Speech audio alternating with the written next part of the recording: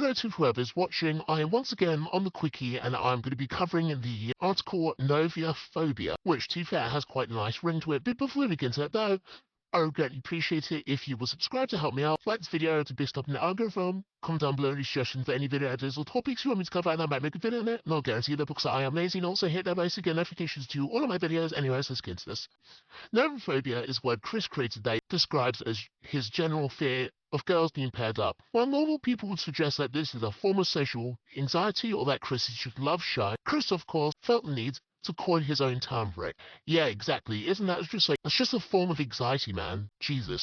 Chris's Noviophobia manifested itself during the first few months of his love quest and came to be because the girls he asked would often turn him down on the grounds that they already had a boyfriend. Due to the infinitely high boyfriend factor, this eventually led Chris's obsession with finding a boyfriend-free girl. In a moment of typical egotism, Chris decided that his envy and resentment of men with girlfriends was a legitimate phobia, and so formed the word novophobia by using Spanish words novia, meaning boyfriend, and the English term phobia, derived from the Greek word phobos or wobus, I don't know, meaning fear. Chris used the words often and simply assumes others will understand what it is without any explanation. I guess the term is kind of clever. I don't know why he'll do it in Spanish though, because isn't most phobias like Latin or Greek or anything like that? Which, yeah, the word phobia itself is a Greek word, but I mean like novia instead of using Spanish. But Chris is really fucking stupid and also has a obsession with Spanish. I think he thinks it makes him sound well intelligent for knowing Spanish, even though most kids from primary school learn Spanish.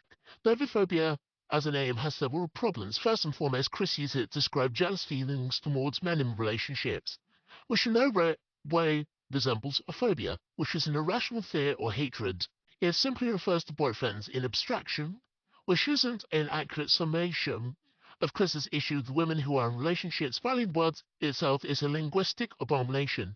The prefixes for phobia should be ancient Greek in origin unless the word does not exist in Greek and cannot be Hellenicized, in which case an irregular word is formed using a Latin or English prefix, but still not a Spanish one exactly. A more accurate term for Chris is illegitimate phobia would be Hristophobia, as Hrestes, or however you pronounce that, is the ancient Greek word for male dominant lover. For a male dominant lover, although stressed he possesses no actual phobia or exactly, he's just a virgin. He's just a virgin with rage, you know. The word has alternatively been spelled as Noviophobia, as it appears in Christian's letters to Nintendo Power about how Sprung has helped this condition. Chris later explained that this was an accidental misspelling, so yeah, Chris is fucking stupid as always. Uses by Chris. In addition to the infamous Nintendo Power letter, Chris has used this particular invented term on several occasions. I might cover the Nintendo Power letter in its own video if I can find it anywhere. I probably can. Much prefer like a transcript instead of like something handwritten, because Chris has chicken scratch writing and I fucking hate it. Chris apparently describes his novophobia, spelled it as noviophobia, by the examiner to the psychiatrist they spoke with during his psychiatric evaluation from 2004. How they did put him in a fucking insane asylum, I would not know. Solitary's news dash contains multiple references to noviophobia and Chris's third-person description of himself and a discussion of his letter to Nintendo Power where he corrects the magazine's spelling of the term. Jesus Christ. Well, they actually acknowledged Chris's letter and they included the fucking word noviophobia, oh my god. Also, the way they've spelt it is more pleasing on the eyes, and I think that's more like grammatically correct, even though it's a made-up fucking word. Chris also mentions his noviophobia several times in different editions of his story of My Current Days. But he doesn't use the full term. Chris mentions his phobia of boyfriends during the Animal Crossing documentary. In his edited version of the Encyclopedia Dramatica page, published on the Quickie in December 2009, Chris declared that he'd gone over his fear of boyfriends in general, replacing it with a more specific fear and hatred of trolls. Yeah, that's how fucking phobias work. You just like get over them. Chris explains his phobia and notes his text box in his screenshot. I will just put the text on here. You can pause to read that because it's just Chris's stupid fucking rambling. Sorry, man. I'm sorry, I sound so angry, I don't know why. Anyways, there's also a Yu-Gi-Oh card saying, I'm sure she's already paired up with some jerk. That's the caption.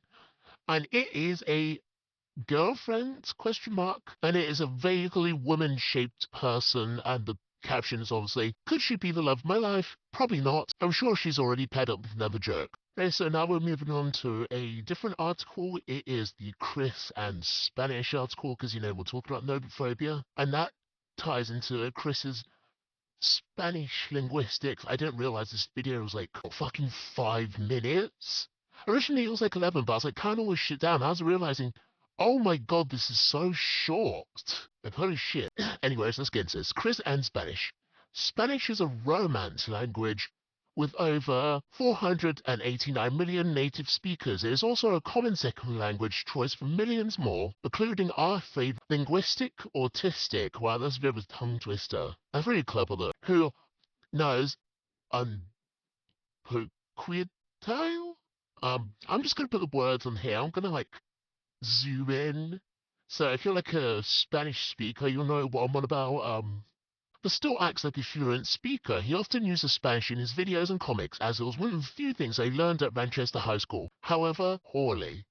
He refers to himself by a Spanish name Ricardo. Yeah, at some point I think Chris used to write his full name as Christian Weston Ricardo Chandler. And then he started adding more shit to it, like Goddess, CPU, all this other. No, Jesus Christ, Senate Q, all this shit. Oh my god. I haven't seen his own recent signature, but like last time I saw it, it was like very like flowy. He did have a bit like dirty handwriting, because, you know. But yeah, Chris is proud of his tenuous grasp of the Spanish language, but this is not prevented racism against Hispanics. I'm not laughing because it's funny, I'm laughing because that kind of came out of nowhere. But yeah, let's keep reading on. I kind of want to see how he's racist to Spanish people. I know he's really racist to black people and Asian people, all that stuff. So yeah. Creating a stereotypical babysitter in his comics and a highly stereotypical sombrero-wearing Pokemon called Espanolek, who confuses its enemies with its language. Okay, no, that is... Yeah, no, that is, like, racist. To be fair, I didn't really know much about the babysitter. I don't know the newer, like, comics. I did read a few of the comics, actually, but that was, like... Oh, it's weird to say, but that was, like, a few years ago. Was, like, 2021. Yeah, that's, like, a few years ago now. Jesus. Ugh. It feels weird to say. It is. Based on his vocabulary and the fact that it's the most common Spanish dialect taught in American high schools, Chris mostly learned the standard Latin American dialect. There is a little picture here that is really fucked up Pikachu or really fucked up Raichu. The badge don't lie. Christian Ricardo W. Chandler. Yo hablo español. Doesn't that mean like I don't speak Spanish or some shit? I don't know. I would ask Google Translate, but Google Translate is like really shit. Chris's knowledge on the language, knowledge in quotations, of course. Chris's actual grasp of the language must be interfered from various sources. The Manchester High leaks and his Hotel Ricky Ricardo project indicate that Chris took Spanish in his junior year, 1998 to 1999, and Spanish 2 in his senior year, 1999 to 2000. His grades are unknown, but he seems to have done well enough to pass both classes, which is very surprising. I'm not sure how the American grading system is, but I heard it is quite low, and like tests and stuff are really easy. So yeah, maybe it isn't like all that impressive that Chris actually did pass these classes. On OkCupid, Chris claimed to speak Spanish and wrote a large section of his profile in it, which was riddled with mistakes. He also states that he speaks Spanish on his resume, but mentions that he's only taken 2 years. He has also written some voluntary comic dubs in Spanish. Chris seems competent in his Spanish, despite plentiful evidence suggesting that his grasp of it is feeble. He frequently makes mistakes with grammar, spelling, pronunciation, and only employs the most basic verb conjugations. Most basic verb conjugations, I'm not sure if that's how you pronounce the word, such as the present indicative. Chris never expressed interest in taking classes or the instruction or other instruction beyond high school to reach fluency, nor has he deliberately practiced his Spanish with native speakers. But to be fair, he doesn't even practice his own language with other native speakers. He seems to view his Spanish skills as a means of showing off, not a communication tool. But Chris has all fucking day to do something, to pick up a new hobby. I think learning Spanish would be a great fucking hobby for him, but you know, it's weather. Anyways, here is comic Heather Iglesias. Anyways, we tres were enjoying La Fiesta del Oro. when these two got away from me. They loved the outfits and they loved the colors and outfits, like he entiendo. You're here with tu familio.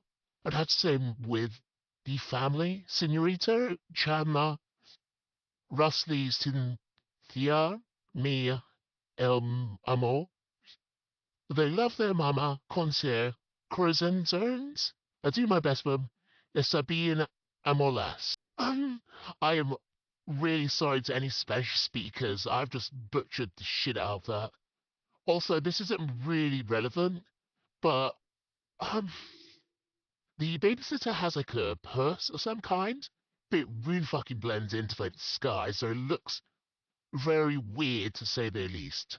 Anyways, some of Chris's mistakes in Spanish seem to have crossed over from his stunted command of English, such as an affinity for the written sentence Ian, resulting, for example, bien instead of bien.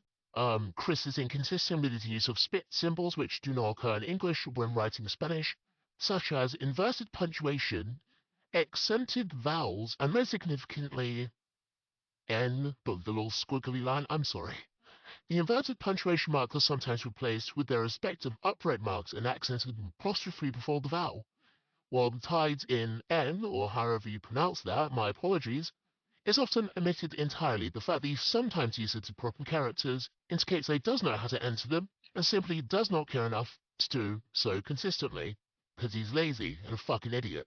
In some Chris's Tom Girl era Spanish writing, notably Sonetry number 12, Chris uses feminine nouns and adjectives referring to mixed gender groups, whereas Spanish grammar rules dictate using the masculine plural in these contexts. This could be an attempt as a subtle feminist statement, but knowing Chris, it was likely a simple error. Yeah, I think that's one of the few things that picks up. Like, if you're referring to a bunch of people that is mixed with boys and girls, you use boy stuff. And honestly, it could be very much like a feminist thing. He's like, yeah, I fucking hate men. Let's use incorrect punctuation. Or it could just be Chris being fucking stupid. In Chris's July 9, 2009's video to our true and honest hero, he displays his grasp on Spanish, basic as it may be. It can be safely assumed that he learned that he used online Spanish dictionaries for words he did not know. He also mispronounces one of the most common Spanish words. Bueno. Is that how you say bueno? Good, well as viendo? I don't know.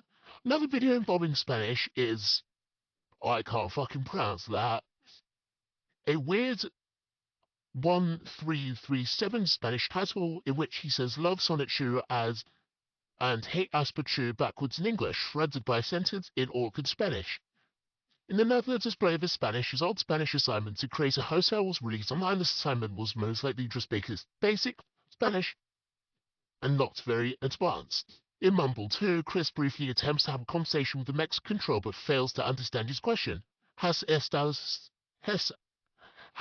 estado in Mexico? Have you been to Mexico? Even after is repeated multiple times with different wording, but the fact that he prides himself on his Spanish but doesn't know how to answer this question is pretty astounding. And even with different words, and that's the trolls probably made it really simple to know the question, but Chris is fucking stupid.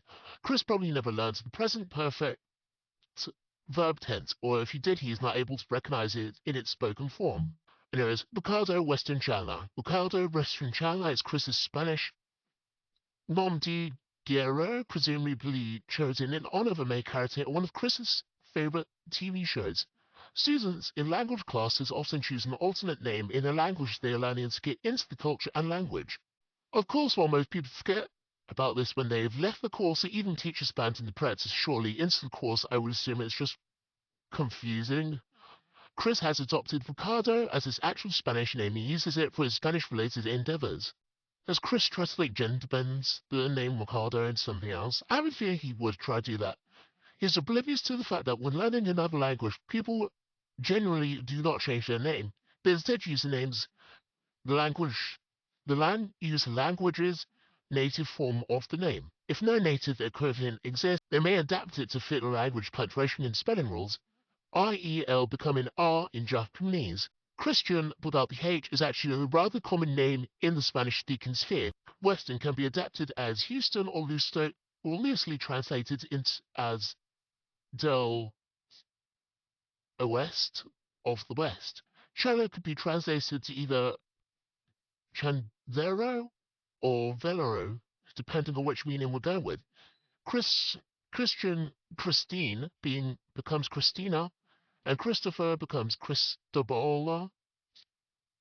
Chris has plenty of options. Furthermore, modern Spanish speakers rarely translate names of non-royalty, just as English speakers don't refer to every Maria as a Mary. The practice of adapting a Spanish name while learning the language is purely for immersion purposes. It is not a reflection of how native Spanish speakers actually talk, at least not in the 20th and 21st centuries. Of course, it must be noted that Ricardo's linguistic skills have brought us gems such as Noviophobia, which I talked about in this video, from the Spanish novia slash boyfriend. From the Spanish novia, which is boyfriend, is also noted that Ricardo is a Spanish and Portuguese version of the name Richards, which is sometimes shortened to Dick. Oh, Chris. Chris's attachment to his Spanish name has not been abated to the thin, has listed the name prominently alongside its more common aliases Christopher, Christian, and Christine. However, Chris has yet to pick a feminine Spanish name in agreement with his current gender identity. Exactly, that's what I was thinking. Suggesting that he's largely abandoned the concept of having a Spanish alter ego. There is a little picture here. It doesn't look like Chris's art style, and it's mainly really digital, so I think this is fan art. I can't translate this. I'm just going to build screen here. So yeah, that is the end of this video. I just had to put two articles together because I didn't want like a little 5-minute video and then like a 20-minute video, because as I'm recording this, it has gone to the 20-minute mark. Probably going to change after I've edited this, but yeah. Thank you very much for watching. I hope you had a good time listening to both these articles. I certainly had fun reading both of them. Consider subscribing, and goodbye.